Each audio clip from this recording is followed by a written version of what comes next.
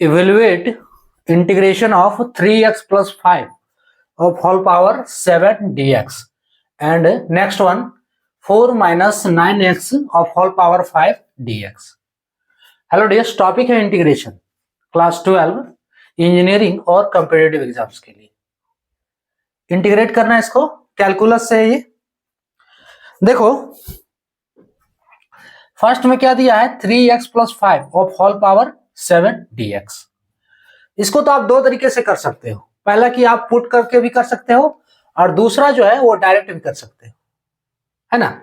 अगर हम डायरेक्ट करेंगे तो इसके लिए फॉर्मूला क्या लगेगा 3x प्लस 5 है ना। ये जो 3x प्लस 5 है इस पूरे टर्म को हम x मान लेते हैं, ठीक है। 3x प्लस 5 ये पूरे टर्म को x मान लेते हैं और जो पावर 7 है उसको n मान लेंगे, तो बन गया x to the power n। और इंटीग्रेशन x का पावर अगर n हो तो क्या होता है formula x to the power n dx। इसके लिए फॉर्मूला है x to the power n plus 1 divide n plus 1 और एक कांस्टेंट c। ये फॉर्मूला लगा देना, ठीक है। ये फॉर्मूला लगा देते हैं इस पे। सो इस पूरे टर्म को x माने थे तो x का पावर n प्लस 1, तो x का पावर n प्लस 1 ये पूरा टर्म x है इज इक्वल्स टू x का पावर n प्लस 1 n के रूप में 7 प्लस 1 डिवाइड नीचे क्या है n प्लस 1 n के रूप में 7 प्लस 1।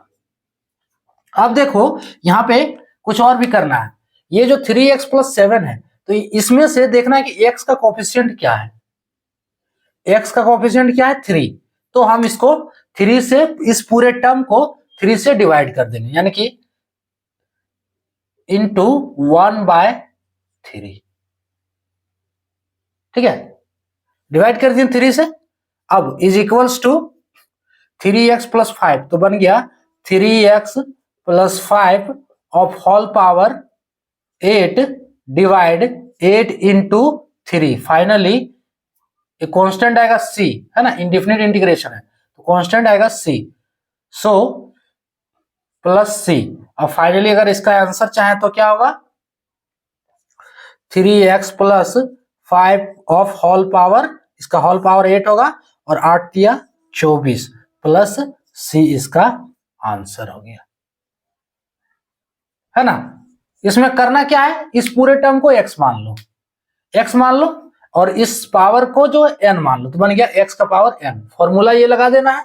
उसके बाद जो x का कोफिशिएंट है उसको डिवाइड कर दो, इस जो जिसको हम इंटीग्रेट किए उस टर्म को डिवाइड कर दो जो x का कोफिशिएंट है। क्लियर। उसके बाद कैलकुलेट कर देना है आंसर। दूसरा मेथड जो है अगर देखना चाहो तो दूसरा मेथड है पुट करने वाला मेथड, है ना। पुट करने वाला मेथड क्या है कि 3x प्लस 5 को हम पुट करेंगे, मान लो 3x प्लस 5 इसको पुट कर देते हैं हम t, है ना। Put 3x plus 5 equals to t put किए हम, है ना। जब t पुट किए और इसको दोनों तरफ डिफरेंशिएट कर दो, दोनों तरफ डिफरेंशिएट करेंगे तो 3 का डिफरेंस 3 तो कांस्टेंट है, इसके साथ x है, x का डिफरेंशिएशन 1, है ना, प्लस इसका डिफरेंशिएशन 5 कांस्टेंट है, इसका differentiation 0 is equals to t का डिफरेंशिएशन x के रिस्पेक्ट में तो dt/dx, है ना। दोनों तरफ डिफरेंशिएट करना है x के रिस्पेक्ट में। क्या हुआ अब इसमें से 3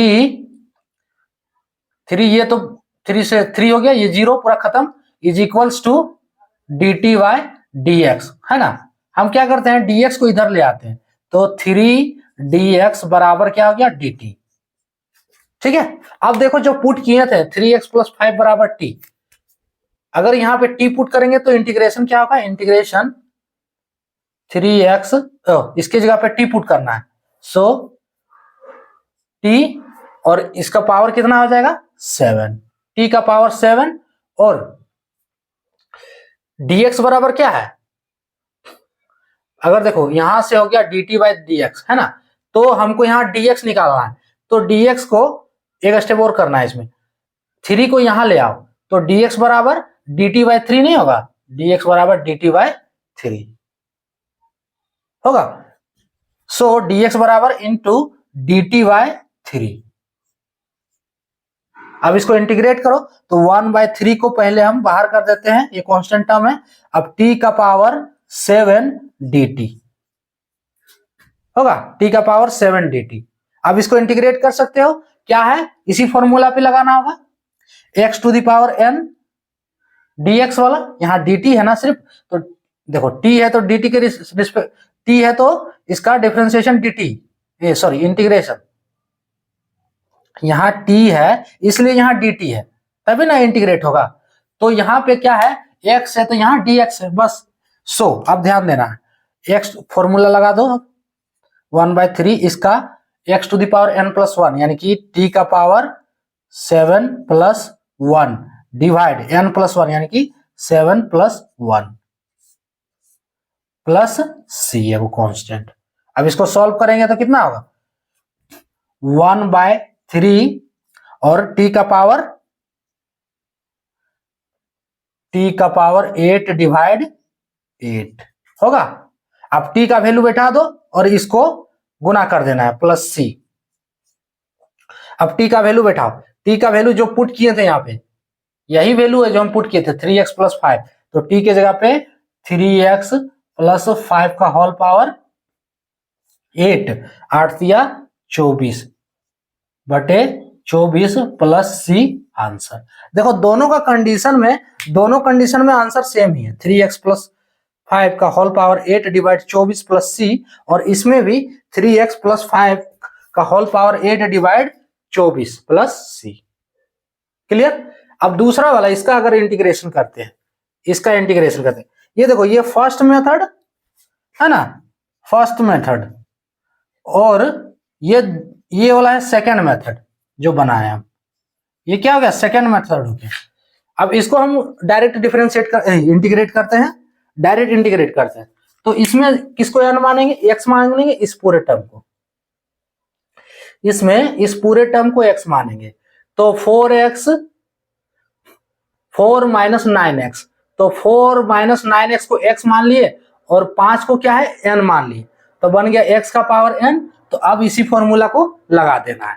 सो x का power n 4 minus is equals to 4 minus 9x का होल पावर n यानी कि 5 प्लस n प्लस 1 है तो n plus 1 divide n plus 1 5 plus 1।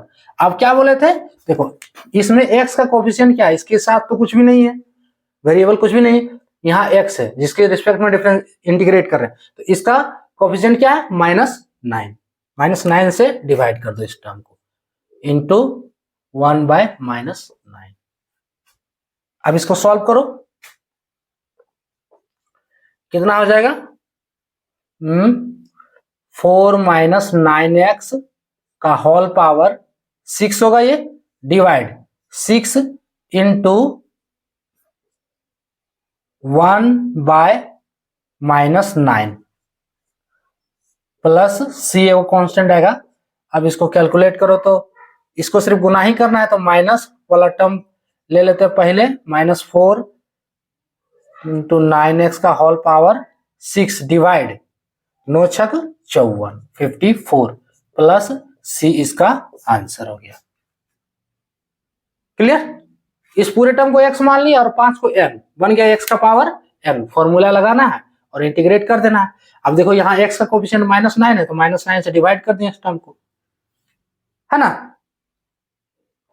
Answer इसका हो गया -4 माइनस 9x का होल पावर 6 डिवाइड 54। क्लियर। तो ये था टॉपिक। जय हिंद।